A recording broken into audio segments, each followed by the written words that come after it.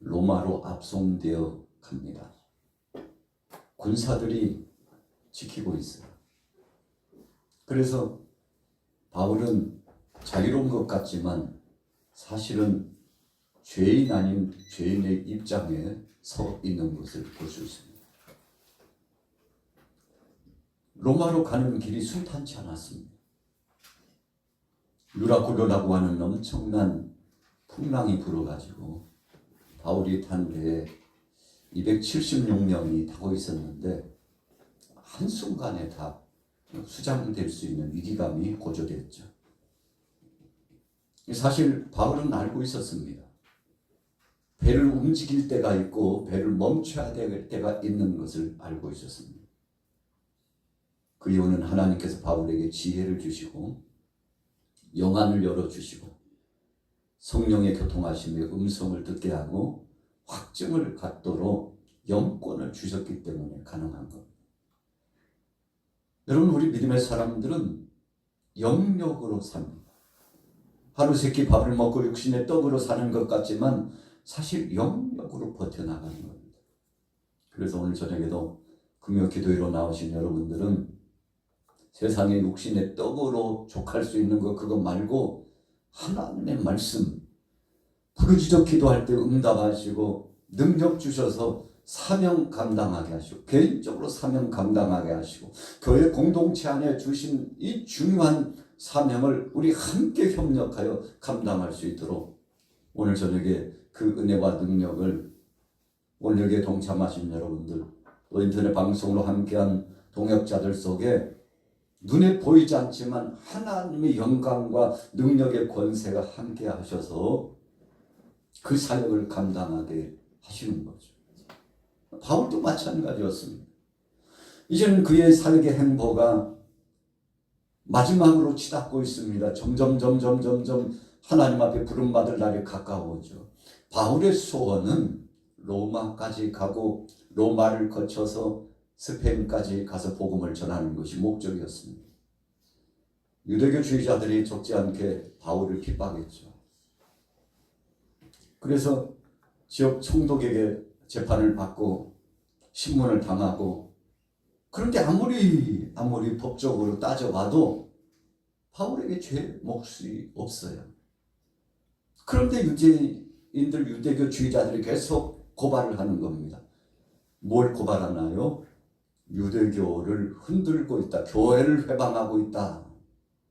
처음에는 그러지 않았는데 점점 그가 교회 회방꾼이 되었다. 그래서 저는 마땅히 죽을 자다. 저와 함께 많은 사람들이 모이는데 위험한 인물이다. 뭐 이런 이유 저런 이유 붙여가지고 바울을 죽이고자 하는 목적이 있었죠.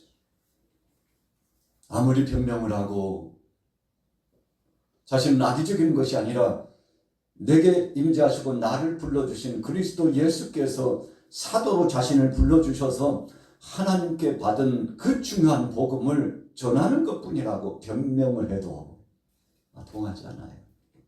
이유가 뭡니까? 죽이는 것이 목적이었기 때문에, 바울을 없애는 것이 목적이었기 때문에 계속 위험한 인물로 바울을 넘어뜨리고 죽이고자 도모했던 거 아니겠습니까? 자, 21절에 보세요. 27장 21절로 넘어가 보면 여러 사람이 오래 먹지 못하였고 바울이 가운데 서서 말하되 여러분이 내 말을 듣고 그에 대해서 떠나지 아니하여 이 타격과 손상을 면하였다면 좋을 뻔하였느니라. 여러분, 죄인으로 압송되어 가서 이제 로마의 황제 앞에서 신문을 받고 재판을 받아야 되는데 사실은 바울이 자청한 거죠. 유대교주의자들이 계속 죽이려고 모함을 하니까 로마 시민권을 가지고 있었기 때문에 이유 있습니다. 저는 로마 시민권자입니다. 그러니 이 땅에서 제가 재판을 받고 그냥 끝날 일 아니고 사실은 나는 죄가 없는 자요. 그렇게 변명을 해도 계속 모함하는 자들 때문에 위기감이 고조됐는데 나는 로마 시민권자로서 이 재판의 결론을 수용할 수 없다. 항소를 한 거죠. 나는 황제 앞에 가서 내 마음을 털어놓겠다고 항소를 한 겁니다. 여러분, 그래서 로마 심권자들은 이 당시에 함부로 대할 수 없고, 그가 항소하면 그 항소하는 그 마음을 존중해 줘가지고 그 뜻을 받아주는 것이 관례적인 것이었기 때문에 로마의 시민권자를 가지면서도 유대인이었던 바울이 로마 시민권을 강조하고 발동한 거죠. 나 로마 시민권자인데 여기서 만족할 수 없다. 황제 앞에 나를 좀 데려다 달라. 여러분, 의도가 무엇입니까? 첫째로는 그 위기를 벗어나고 복음 증가하는 사역이 중단되지 않도록 하려고 하는 성령 안에 지혜로운 마음을 하나님이 주셔서, 어찌 보면 비굴하고 자기만 살려고 로마로 도망가나 그렇게 보일 수가 있는데, 여러분, 오히려 성령께서 가지 말라. 함께 기도하는 동역자들도 가지 말라. 거기 가면 죽는다고. 여러분, 그러니까 바울이 어떤 자기의 이권을 위해서 간 것이 아니고, 너무 어렵고 힘드니까 피난길을 간 것이 아니고, 오히려 자처해서 그곳으로 가면, 거기에 가면 죽는다라고 하는 성령께서 역사하시는 그 음성과 사랑하는 동역자들이 계속 만류를 했지만, 오히려 자기 자신이 자청하여, 예수님이 주신 말씀이 생각나잖아요. 죽고자 하는 자는 살 것이요. 여러분, 주의 영광을 위하여 자기를 전부 내어 드린 자들은 하나님께서 책임져 주신다고 했는데, 바울이 사람 보지 않고 정치적인 어떤 상황 보지 않고 또 종교적으로 편협해가지고 사람들에게 휩싸여 나가지 않고 오직 하나님 중심, 말씀 중심, 복음 중심으로 그가 갔는데, 여러분, 그래서 유라굴로라고 하는 엄청난 바람이 불어와가지고 죽을 뻔했는데, 바울이 이미 예언했잖아요. 여러분, 이 배를 지금 움직이면 안 됩니다. 움직일 때가 아니라고. 하나님께서 그에게 계시하시고 감동을 주셔가지고 배가 움직일 때가 따로 있음을 말씀했는데, 선장과 선주들이 그것을 받아들이지 않았어요. 백부장도 받아들이지 않았어요. 바울의 말을 무시했어요. 그 결과 엄청난 풍랑이 와가지고 다 죽을 뻔했는데, 나중에서 깨달아가지고 우리가 그때 바울의 말을 들었더라면 이렇게 파선 직전까지 가지 않았을 텐데. 여러분, 엄청난 그 풍랑 가운데 흑암의 역사가 계속 몰려와가지고 이제는 죽었구나 해서 백부장을 중심으로 생각해보니까 여기에 바울뿐만 아니라 다른 죄수들도 같이 있는데 다 죽여야 되겠다. 로마로 압송되어 가는 겁니다. 여러분, 그러나 바울이 선언하죠. 여러분, 걱정하지 마세요. 이 배는 안전합니다. 그리고 하나님께서 말씀하시기를 이 배에 탄 276명 모두가 다 안전하고 목적지까지 하나님께서 갈 수 있도록 인도해 주신다고 약속했다고 한번 경험했잖아요. 바울의 말을 믿어야지. 바울에게 역사하시는 하나님의 말씀을 믿어야지. 교훈을 한번 받았잖아요. 여러분, 지혜로운 겁니다. 한 번 교훈이 있었는데 또 거역하고 불순종하고 하나님의 뜻을 거슬리는 미련한 자죠. 바울의 말을 듣고 정신을 바짝 차리고, 안 죽는다잖아. 걱정하지 말라고 하잖아. 배가 안전하다고 하잖아. 가자고. 바울의 말을 듣고 따르자. 여러분, 수장이 바뀌었어요. 헤드라인이 바뀌었습니다. 누가 한 것입니까? 하나님이 그렇게 한 겁니다. 백부장이 수장이 아니에요. 선장과 선주가 수장이 아니에요. 지금 죽을 위기감 속에서 바울의 말, 바울과 역사하시고 함께 하시는 하나님의 말씀이 중심이라고 저들이 뼈저리게 체험해가지고 바울이 시키는데 그 모든 일들을 침착하게 질서정연하게 따랐더니 살 길로 나가고 모든 사람들이 한 사람도 죽지 않고 다 살았잖아요. 여러분, 우리가 인생 무대에 있어서 위기는 찾아옵니다. 누구에게나 다 위기가 있어요.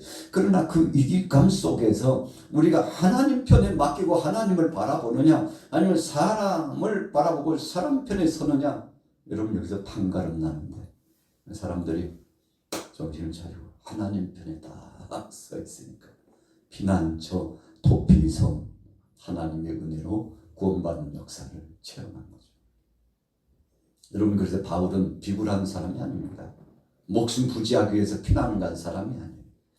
죽을 각오하고 황제에게 가는 사람이기 때문에 하나님께서 그 사명 감당하도록 어여삐 보시고 미쁘고 의로우신 하나님께서 저를 책임져 주시고 지켜주셨는데, 아직 바울의 사명이 있기 때문에, 그런 걸 사명자는 죽지 않는다고 바울의 사명이 있기 때문에 하나님께서 유라굴라 광풍을 막아주시고, 그 다음에 보세요. 섬에 들어갔는데 바울이 독사에 물리잖아요. 그런데 독사에 물렸는데 멀쩡해요. 우리 한번 성경을 한번 볼까요? 나무 한 묶음을 거두어 불에 넣으니 뜨거움으로 말미암아 독사가 나와 그 손을 물고 있는지라. 원주민들이 이 짐승이 그 손에 매달려 있음을 보고 서로 말하되 진실로 이 사람은 살인한 자로다. 바다에서는 구조를 받았으나 공의가 그를 살지 못하게 함이로다 하더니 바울이 그 짐승을 불에 떨어 버림에 조금도 상함이 없더라. 여러분, 병시 같으면 독사에 물리면 죽는 겁니다. 얼마나 독이 온몸으로 빨리 퍼져나가는지 죽어요. 그런데 하나님께서 바울을 살리신 겁니다. 이유가 뭘까요? 복음 전하게 하시는 거예요. 바울과 함께 하시는 그 하나님이 살아계신 하나님, 그래서 상식을 뛰어넘어요. 상황을 뛰어넘어요. 우리 사람들이 할 수 없는 것을 하나님은 하신다는 것을, 참 미개인과 같은 이 섬 사람들, 바울의 그 모습을 보고는 신이라고. 어떻게 독뱀에 물렸는데도, 독사에 물렸는데도 죽지 않고 멀쩡하나. 저 양반은 신이야. 우리가 신으로 모시자고. 신으로 모시자고.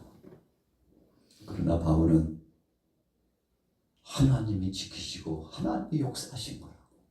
그래서 모든 사람들에게 나를 이렇게 살려주시고, 나를 강건케 하시고, 나를 안전하게 해주시고, 바닷가에서 침몰하고 파손하는 배가 될 뻔해서 다 죽을 뻔했는데도 살리신 그 하나님이, 독사에 물렸는데도 하나님께서 특별한 이 사명, 복음 증거 사명을 감당하도록 하시기 위해서 하나님이 나를 살려주셨다고.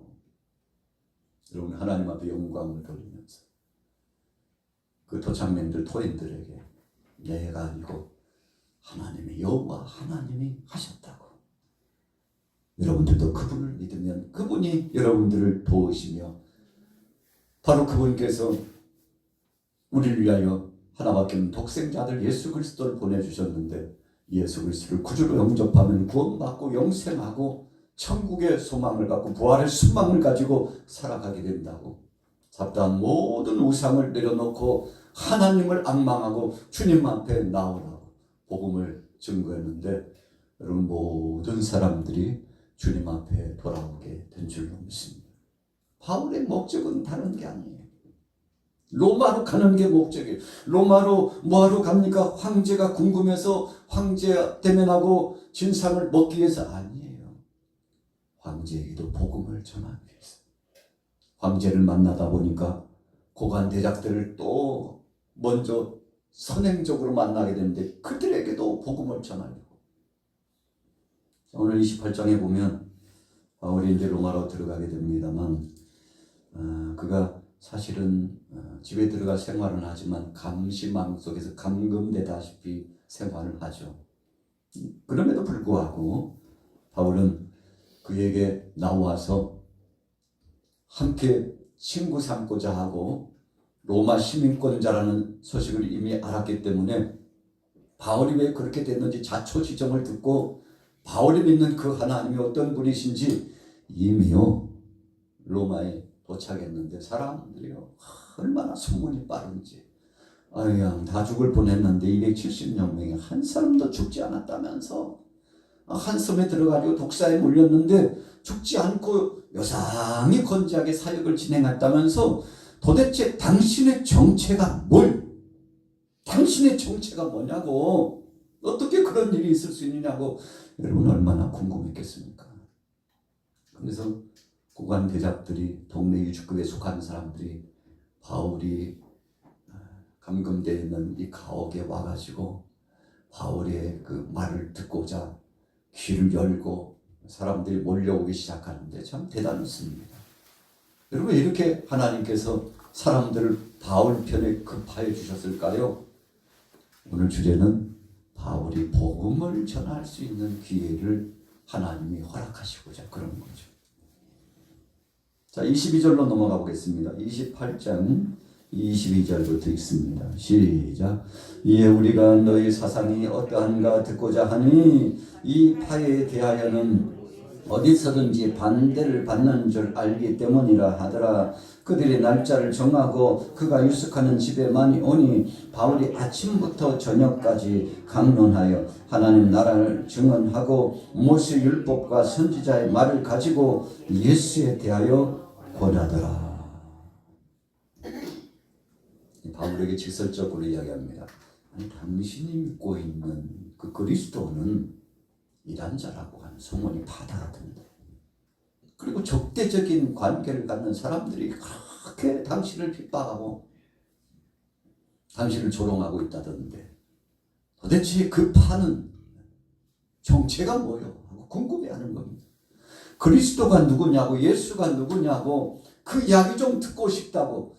여러분, 하나님께서 그 많은 사람들의 마음을 열어가지고 바울에게 집중하도록 이렇게 모아주셨는데, 2000년 전에 예수님께서 공생의 사역을 진행할 때 무수한 사람들이 몰려왔어요. 예수님 뭐라고 말씀하셨습니까? 아버지께서 내게 허락하신 자들을 하나님께서 다 구원하시고, 아버지께서 내게 허락하신 자들은 다 나를 만나게 되어 있다고 그렇게 말씀을 해 주셨지 않습니까? 오늘 하나님께서 로마 지역에 있는 유대인들 뿐만 아니라 로마 지역에 있는 유명인들을 다 바울에게 집중하도록 하고, 여러분, 지금 주객이 바뀐 거죠. 언제 재판받고 신문을 당해서 또 어떤 때는 죽을 수도 있는 위기감이 봉착되었는데, 그럼에도 불구하고 하나님은 마지막까지 바울의 입술을 통해서, 바울이 선포하는 그 복음을 통해서 한 영혼을 천하보다도 귀하기 때문에 구원하시고자 그 기회를 하나님이 허락하신 거예요. 여러분, 우리 교회 역사도 마찬가지입니다. 하나님이 다 운행하시고 역사하시고, 여러분 가정도 마찬가지예요. 하나님이 다 주시고 역사합니다. 우리 대한민국도 마찬가지. 여러분, 하나님이 다 주고 계시죠. 참 신기합니다. 하나님이 역사하시고, 그 모든 것들이 허망하고 안 될 것 같고 파손하는 배처럼 좌초되는 그런 상황인 것 같은데도 하나님께서 꽉 붙잡으셨다가 다시금 세우시고 일으키시고 건설하시고 열매 맺게 하시고 함께 하시면요, 정신없을 만큼 일사불란하게 역사가 이루어져 나가는데, 여러분, 이제 올 한 해 얼마 남지 않았는데 바로 이 시즌에서 내년도를 지나가면서 하나님께서 이런 엄청난 것들을 오늘 저와 여러분들에게 경험하게 하실 겁니다. 기대가 되잖아요. 하나님 어떻게 하실지 기대가 되잖아요. 왜요? 우리는 알 수 없지만 이 모든 역사를 주관하신 분이 하나님이기 때문에 우리가 그분을 신뢰하고 믿고 의지하기 때문에 기대감이 넘치는 거예요.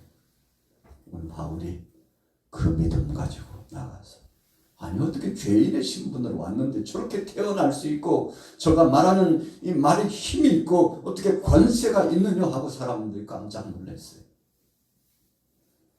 그래가지고 너무나 많은 사람들이 몰려오니까, 30절 말씀 우리 같이 읽습니다. 30절 시작.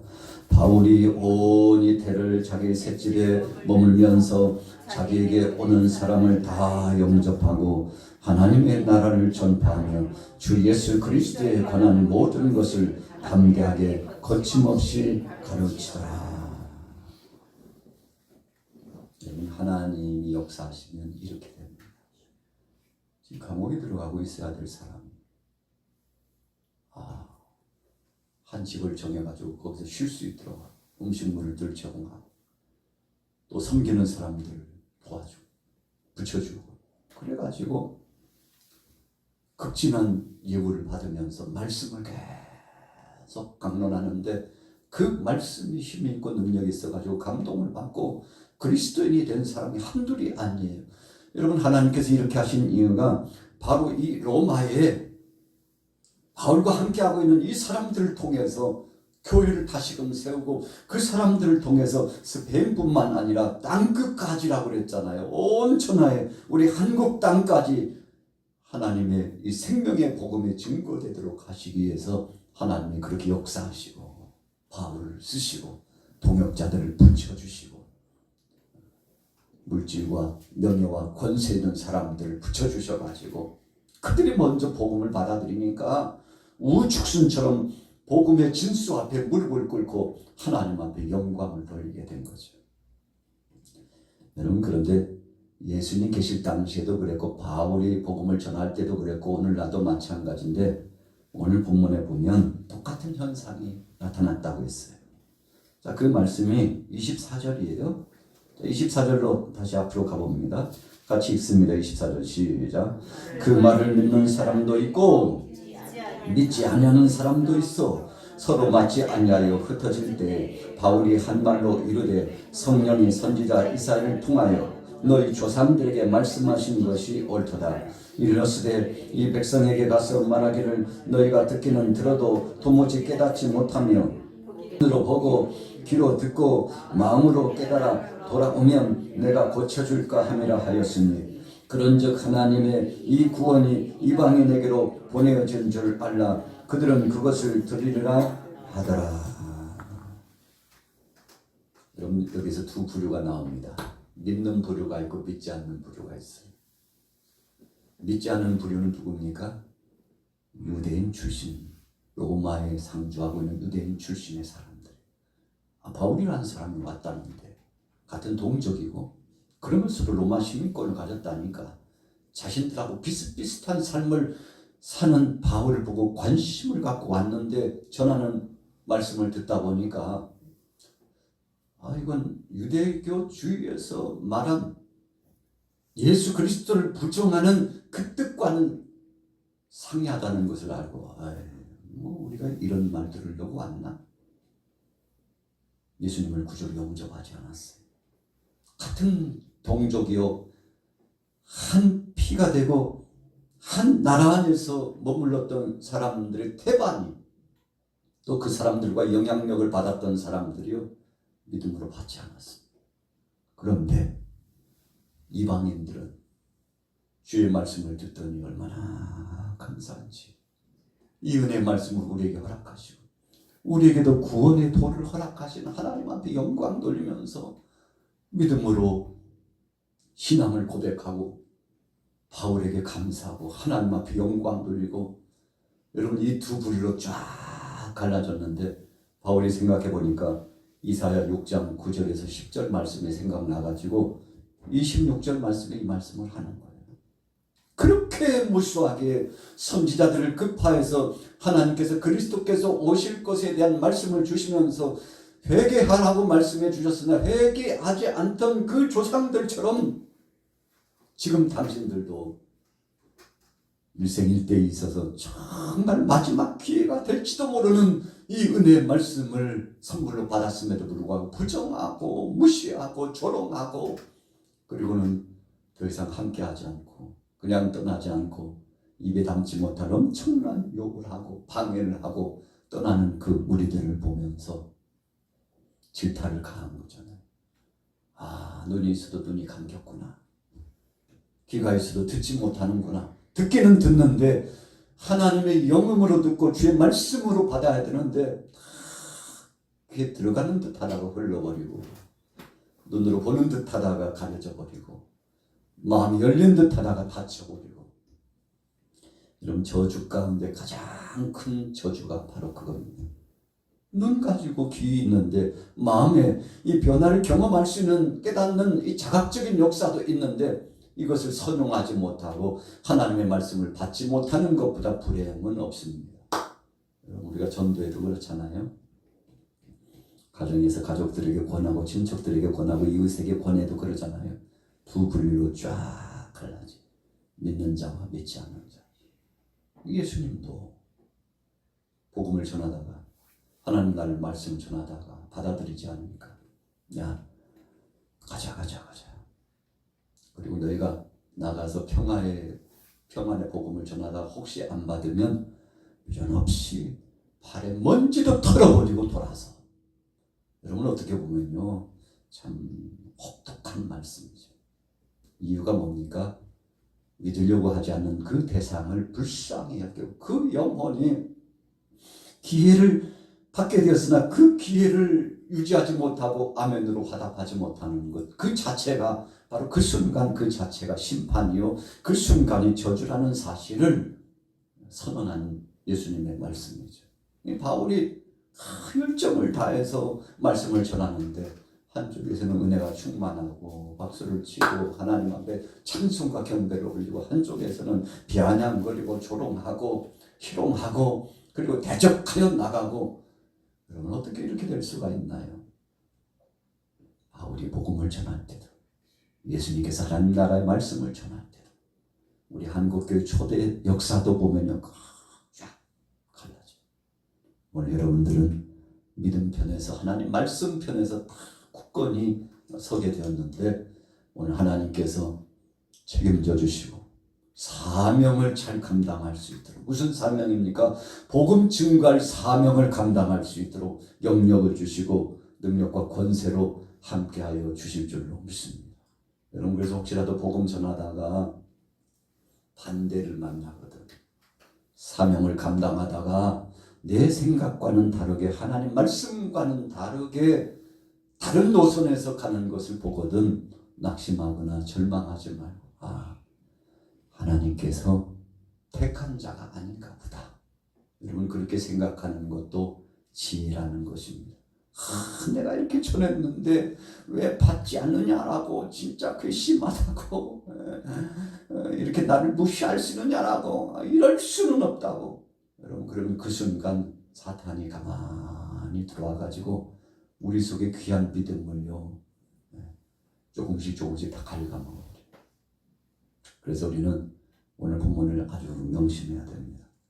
받는 자와 받지 않는 자가 있을 때 받지 않는 자가 있으면 그 영혼을 위해서 기도하고 그런 상황에 하나님께서 저의 길을 막으셨구나 이렇게 생각하면 얼마나 편할까요? 오늘 바울이 그렇게 생각했다는 이사야 말씀처럼 6장 9절에서 10절에 하나님께서 저들의 길을 닫으셨구나.